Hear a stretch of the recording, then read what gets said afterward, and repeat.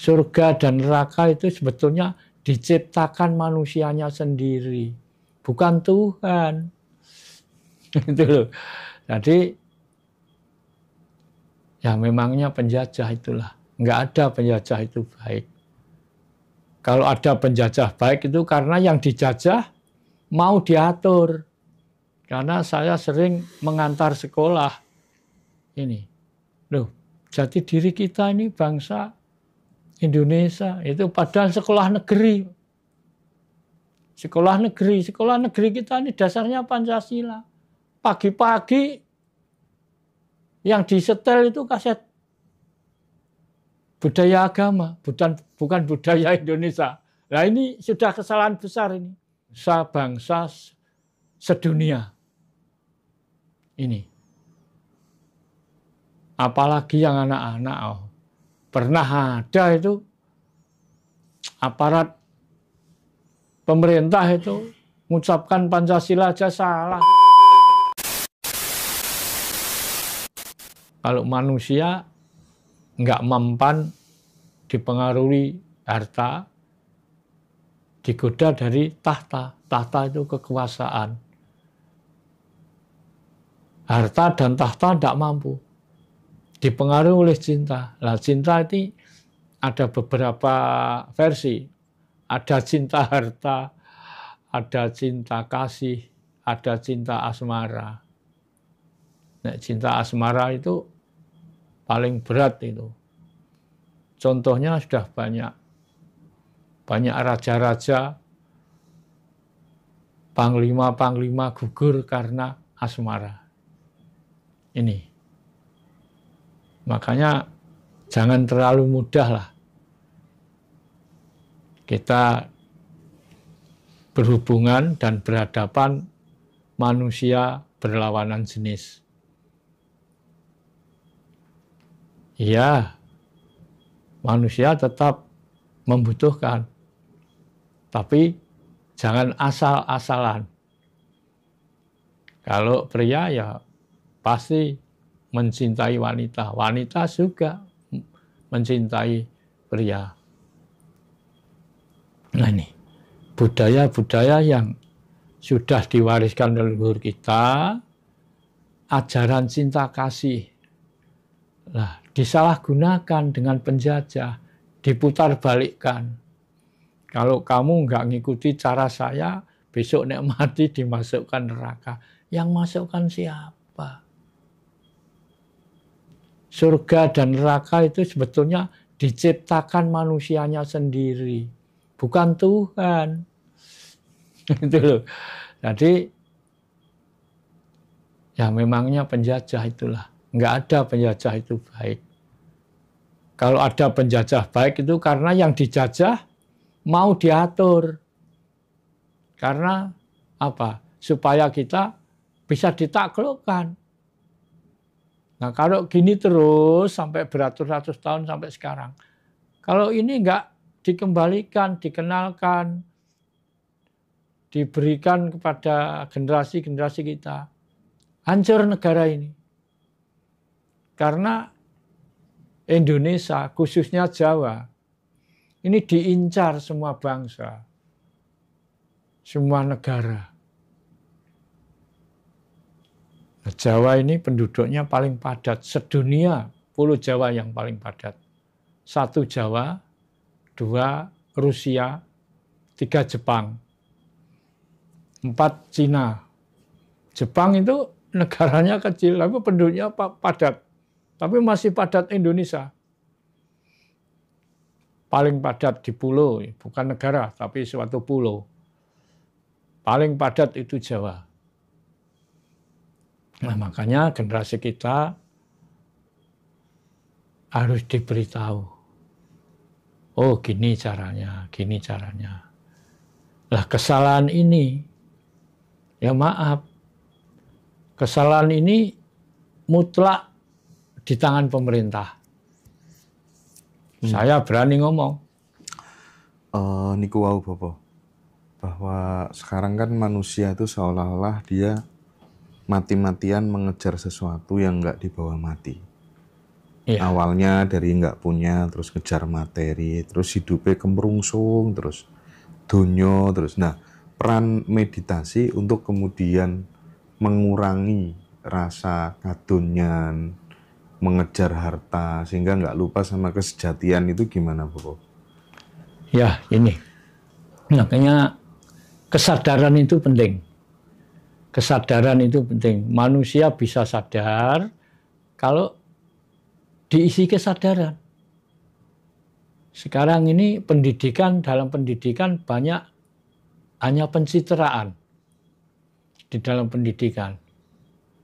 Banyak yang dicari itu apa ya?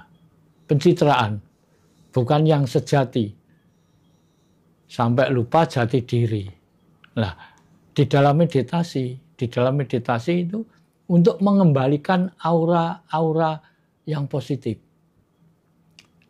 Nah, terutama ini di tangan para pendidik, jiwa pendidik.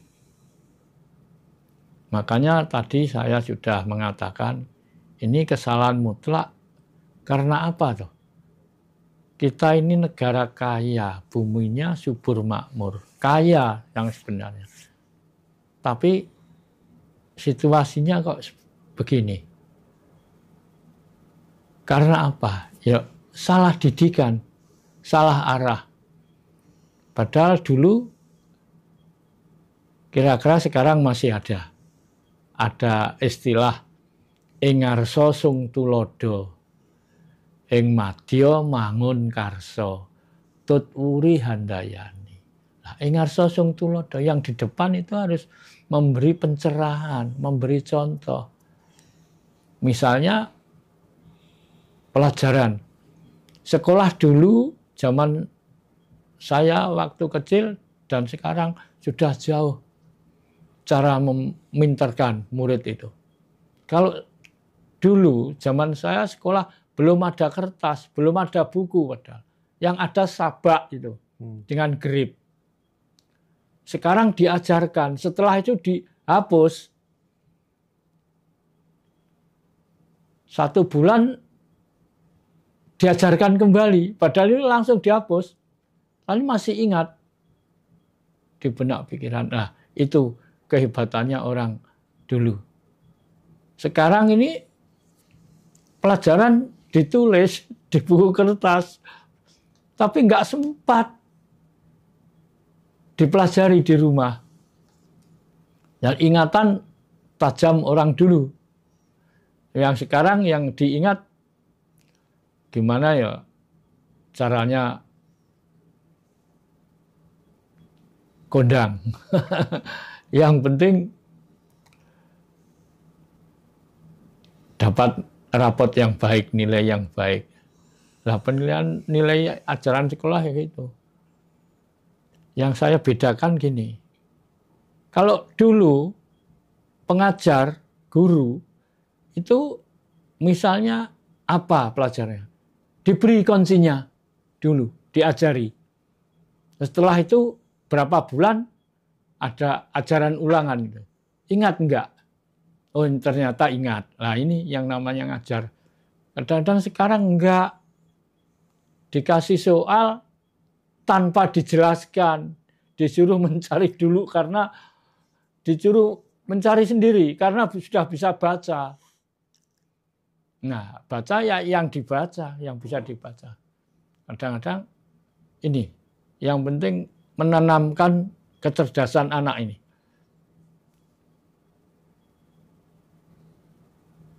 Bilang dipelajari dulu gimana tata cara kuncinya.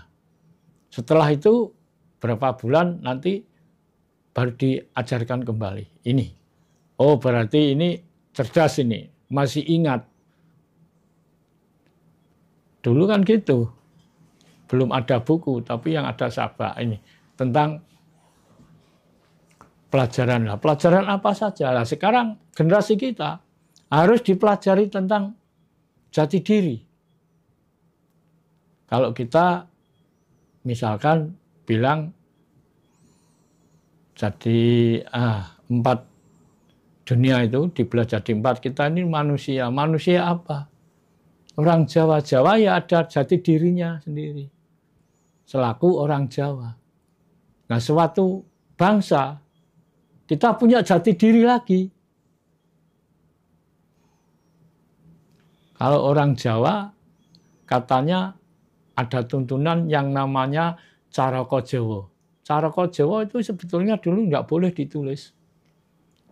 Kalau nggak boleh ditulis kok ada aksara Jawa. Ya itu terjadi sejak Jawa dipimpin oleh Aji Saka. Sebelum ada Aji Saka, orang Jawa sudah punya Caraka Jawa. Itu kalau jati diri suatu kesukuan. Nah, kita sekarang sudah bukan zaman kerajaan. Sudah zaman republik, zaman presiden. Sudah menjadi suatu negara besar. Nah, suatu bangsa, negara ini ya juga punya jati diri. Yang disahkan, diakui oleh dunia. Karena menjadi suatu bangsa, negara itu ada 5 syaratnya. 1, punya wilayah. Yang kedua, ada penghuninya. Penduduknya. Yang ketiga, penduduk masyarakat ini harus ada pimpinannya, ada penguasa. Penguasa yang sifatnya pemimpin, bukan penguasa yang sifatnya penjajah. Jadi penguasa yang sifatnya pemimpin. Terus yang keempat, yang penting ada dasar yang jelas. Falsafah yang jelas, falsafah kenegaraan. Terus yang kelima, diakui negara tetangga, sudah resmi jadi suatu negara. Dan disahkan oleh dunia, diakui dunia. Ini. Nah, sekarang saat ini, apalagi yang generasi. Yang tua aja, banyak yang tidak ingat. Apa jati diri kita sekarang sebagai meditasi bangsa? Itu mengembalikan itu atau gimana, Bapak? Nah, meditasi untuk mengembalikan ingatan. Ya, sebelum meditasi ya harus dipaparkan dulu. Kita ini sebagai orang Jawa, Jawa Indonesia. Jangan dibalik Indonesia Jawa. Yang benar Jawa Indonesia. Sumatera Indonesia. Kalimantan Indonesia. Jadi kalau sudah itu kan jati diri kebangsaan, bukan jati diri kesukuan. Setelah jati diri kebangsaan, lingkupnya diperkecil lagi, tinggal jati diri kesukuan. Setelah itu diperkecil lagi, jati diri kepribadian. Ini mengarah ke ketuhanan lah. Jadi anak cucu kita ngerti. Ini saya sempat menyesal ini. Karena saya sering mengantar sekolah ini. Loh, jati diri kita ini bangsa Indonesia. Itu padahal sekolah negeri. Sekolah negeri kita ini dasarnya Pancasila. Pagi-pagi yang disetel itu kaset budaya agama, bukan budaya Indonesia. Nah ini sudah kesalahan besar ini. Kelihatannya sepele, tapi ini kesalahan besar. Ini sering saya temui ini. Kalau saya ngantar sekolah itu, loh, ayo lebih baik ya diputer itu lagu kebangsaan. Biar tertanam di jiwa, di benak-benak pikiran anak-anak. Ya saya enggak menjelekkan agama, tapi yang ada itu salah menerapkan. Karena jati diri kita ini bukan agama, tapi Pancasila yang sudah diakui sebagai bangsa-bangsa sedunia. Ini.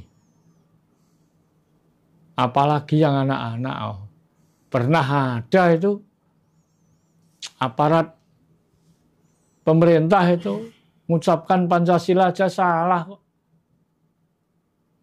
Apalagi lah, tidak hanya dihafal, tapi diterjemahkan.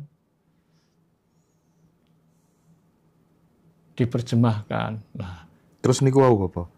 Kan njagani kersane mboten donya, terus perane meditasi damel ngirangi niku mau lho pripun? nah, meditasi supaya bisa mengurangi pikiran-pikiran yang keluar dari rel. Diarahkan, dibenahi dulu. Misalnya, apa sajalah.